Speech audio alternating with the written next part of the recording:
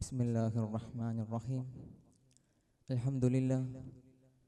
Wassalatu wassalamu ala afdali man arsalahu bil kitabil man'uti bi faslil khitabi wa ala alihi wa sahbihi ajma'in. Amma ba'd.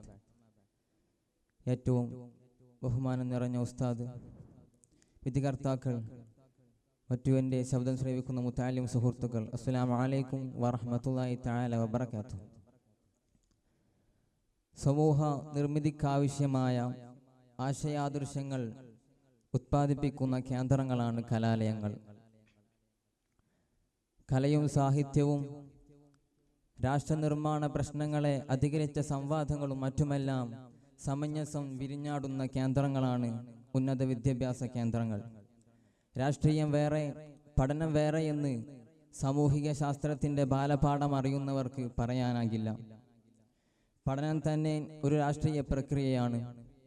ഈ രാഷ്ട്രീയ പ്രക്രിയയിലൂടെ കടന്നു പോകുന്ന വിദ്യാഭ്യാസ കേന്ദ്രങ്ങൾ അതിൽ നിന്നും തെന്നിമാറുമ്പോഴാണ് നമുക്ക് വിഷയം ചർച്ചയാകുന്നത് ക്യാമ്പസ് രാഷ്ട്രീയം, വിദ്യാർത്ഥിത്വം നേരിടുന്ന വെല്ലുവിളികൾ എന്നുള്ളത്. യഥാർത്ഥത്തിൽ എന്താണ് രാഷ്ട്രീയമെന്നത്? രാഷ്ട്രീയത്തിന് അതീതമായി ഏതെങ്കിലും പൗരൻ നിലനിൽക്കാൻ സാധിക്കുമോ? ഒരാളുടെ ഇഷ്ടാനിഷ്ടങ്ങൾക്കപ്പുറം സമൂഹത്തെ നിയന്ത്രിക്കുന്ന അഥവാ അതിലെ എല്ലാ പൗരന്മാരെയും ഒരുപോലെ ബാധിക്കുന്ന രാഷ്ട്രമീമാംസയുടെ തത്വത്തെയാണ് രാഷ്ട്രീയമെന്ന് വിളിക്കുന്നത്. ജനങ്ങളുടെ ജീവിതത്തെ ബാധിക്കുന്ന എല്ലാ കാര്യങ്ങൾ തീരുമാനിക്കുന്നതും സാമ്പത്തിക വ്യവസ്ഥയെപ്പോലും നിയന്ത്രിക്കുന്നതുമെല്ലാം രാഷ്ട്രീയ നിയമനിർമ്മാണ സഭകളാണ്. അതിൽ നിന്ന് വിദ്യാർത്ഥികൾക്കോ അധ്യാപകർക്കോ ഭിഷുകരന്മാർക്കോ അഭിഭാഷകർക്കോ തൊഴിലാളികൾക്കോ മാറി നിൽക്കാൻ സാധിക്കില്ല. ഒരാൾ ഈ രാജ്യത്ത് ജീവിക്കുന്നുണ്ടെങ്കിൽ അയാൾ അറിഞ്ഞോ അറിയാതെയോ ഇവിടെ നിലവിലുള്ള രാഷ്ട്രീയ സമ്പ്രദായത്തിന്റെ ഭാഗമാണ്. എന്നാൽ നമുക്കറിയാം, ക്യാമ്പസുകളിൽ വിദ്യാർത്ഥി രാഷ്ട്രീയം നിരോധിച്ചതുമായി ബന്ധപ്പെട്ട സംവാദങ്ങളും പ്രതിഷേധങ്ങളും ചിന്താകുഴപ്പങ്ങളും പലവിധ രൂപങ്ങളിൽ പ്രകടമായി കൊണ്ടിരുന്നു എന്നുള്ളത്. വിദ്യാർത്ഥികൾ എക്കാലവും സമൂഹത്തിലെ ഏറ്റവും ചലനാത്മകമായ രാഷ്ട്രീയ ശക്തി തന്നെയായിരുന്നു.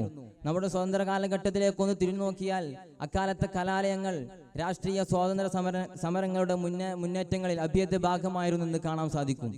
CR ദാസ്, ലാലാ ലജ്പത് റായ്, നേതാജി സുഭാഷ് ചന്ദ്രബോസ് തുടങ്ങിയ മഹാരഥന്മാരെല്ലാം ക്യാമ്പസ് രാഷ്ട്രീയത്തിന്റെ സൃഷ്ടികളായിരുന്നു. ലക്ഷക്കണക്കിന് വിദ്യാർത്ഥികൾ സ്വാതന്ത്ര്യ സമരത്തിൽ പങ്കെടുത്തിട്ടുമുണ്ട്. എന്നാൽ ക്യാമ്പസ് രാഷ്ട്രീയം വിദ്യാർത്ഥികളുടെ സാമൂഹിക രാഷ്ട്രീയ സജീവതയുടെ ഒരു സങ്കീർണമായ രൂപമാണ്.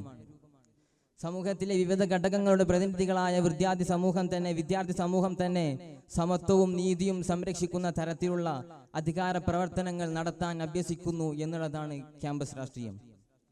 എന്നാൽ ഇവിടെ ഈ രംഗത്ത് അവർ നേരിടുന്ന വെല്ലുവിളികൾ പലവട്ടം ഗുരുതരമായിരിക്കും. ക്യാമ്പസ് രാഷ്ട്രീയത്തിന്റെ പ്രവർത്തനങ്ങളിൽ പങ്കാളികളാകുന്ന വിദ്യാർത്ഥികൾക്ക് സാധാരണയായി മാനസിക സമ്മർദ്ദം അനുഭവപ്പെടുന്നു. അതുപോലെ തന്നെ രാഷ്ട്രീയത്തിന്റെ ഭാഗമായുള്ള പാർട്ടികൾ, ഗ്രൂപ്പുകൾ അല്ലെങ്കിൽ ആശയങ്ങൾ തമ്മിലുള്ള സംഘർഷങ്ങൾ വിദ്യാർത്ഥികൾക്ക് തെറ്റായ പ്രോത്സാഹനത്തെക്കുറിച്ച് തെറ്റായ നിർദ്ദേശങ്ങൾ നൽകുകയും അതുമൂലം വിദ്യാർത്ഥികൾക്ക് അവരുടെ വ്യക്തിഗത സമാധാനവും സാമൂഹിക അടുക്കലും നഷ്ടപ്പെടുന്നു. മാത്രമല്ല, ഏതാനും സമുദായങ്ങൾ അവരുടെ സ്വന്തമായിട്ടുള്ള അഭിപ്രായങ്ങൾ മുന്നോട്ട് കൊണ്ടുവരുന്നതിന് വേണ്ടി ധാരാളം സ്വാധീനം ചെലുത്താൻ ശ്രമിക്കുന്നു. ഇതുമൂലം വിദ്യാർത്ഥികൾക്ക് അവരുടെ സ്വന്തമായിട്ടുള്ള അഭിപ്രായങ്ങൾ കൊണ്ടുവരാൻ സാധിക്കുന്നില്ല. ഇങ്ങനെ തുടങ്ങിയുള്ള ആരോഗ്യപരവും സാമൂഹികവും മാനസികവുമായിട്ടുള്ള വെല്ലുവിളികളെയാണ് വിദ്യാർത്ഥികൾ നേരിട്ടുകൊണ്ടിരിക്കുന്നത്. ഇവിടെയാണ് വിദ്യാർത്ഥികൾക്ക് അവരുടെ ചിന്തനശേഷി, പൊതുസമൂഹത്തെ തിരിച്ചറിയൽ, രാഷ്ട്രീയ ചിന്തനത്തിന്റെ ഉയർച്ച എന്നിവ വഴിമുന്നേറാനുള്ള അവസരങ്ങൾ നഷ്ടപ്പെടുന്നത്.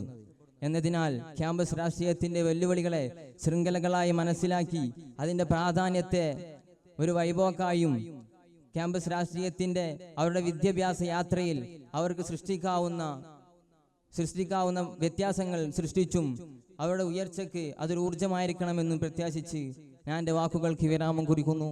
വാഹിറു ദഅവാനാ അനിൽ ഹംദുലില്ലാഹി റബ്ബിൽ ആലമീൻ. അസ്സലാമു അലൈക്കും വറഹ്മത്തുള്ളാഹി.